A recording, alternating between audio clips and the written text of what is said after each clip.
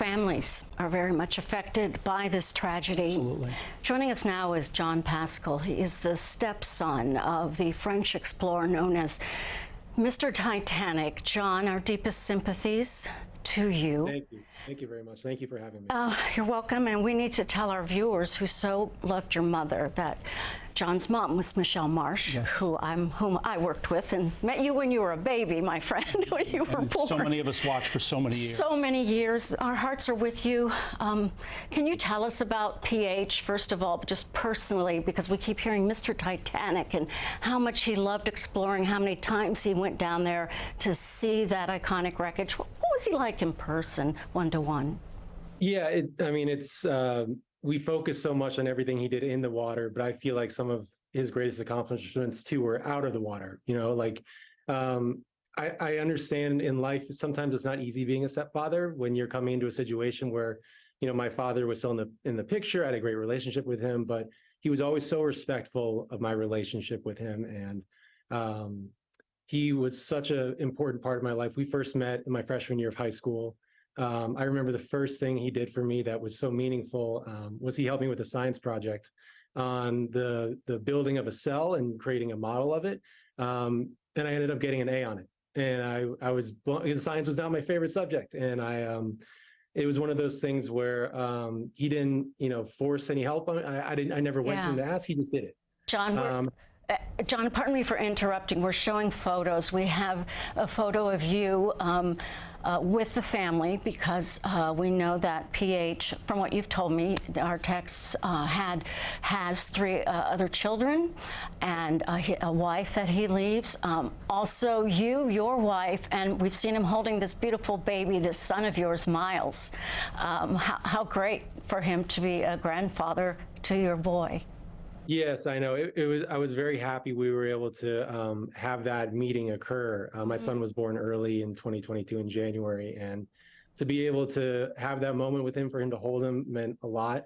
PH has just meant a lot to me, my family. You know, such a close relationship with my mom, and it's so meaningful to me in so many ways growing up. So to share that moment with him and my son, my first son, means so much to me. John, I have to ask you, extraordinary man, 30 times he went down, more than 30 times actually. People have said, well, he died what he was doing, what he loved to do. Is there any part of solace that comes from that, to know that he was engaged in what he's done so many times and clearly was absolutely committed to, the exploration, being an adventurer? Yeah, I think in my own opinion, I felt like his home away from home was the ocean. He just felt so comfortable there. And I know so much of the focus on this discussion is about risk. And I felt like he just, you know, accepted the risk and knew what it was, but he loved what he did. And the Titanic meant so much to him. And every artifact he brought up, whether it was small, whether it was large, meant so much to him. And the ones, you know, he was able to share with families was incredible. But it was really, you know, just an amazing man in terms of what he was able to do. And yes, you know, being in the Titanic, you know, in that area in his final moments, while it's, you know, still raw and fresh that we're dealing with it, you know, I think it means a lot that he spent his final moments, you know, near a scene in the world that meant so much to him. And John, before we let you go, because your mom was my coworker, and again, so many viewers beloved. And when she met PH, can you just tell us about that, when she told you about him? And I mean, it's not like, you know, somebody might be, I don't know, they work at a store, they do this, they do that. He goes down 2.5 miles in the ocean. What was that like? And tell us about your mom. Tell us about Michelle's glee for falling in love with him. Yeah, it was a truly, truly special connection.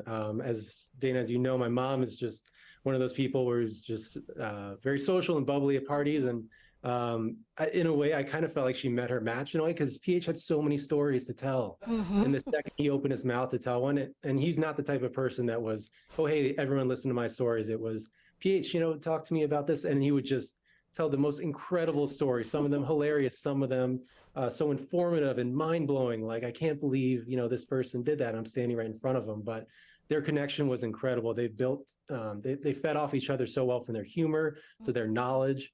It was just an unbelievable connection. And I'm very fortunate that I was able to witness it growing up for as long as I did. John, our condolences to your family. Our heart goes out to you. And maybe that little bit of solace that PH had that moment in the place he loved the most. Thank you so much for joining us. John, thank you. Hug Miles. Hug Miles. Thank you. Talk soon. Yeah. Stay with CBS 2 for continuing coverage on our website, cbsnewyork.com. We have more information on this story, including what we know about the 5 people, and we were just learning so much more who were on that submersible.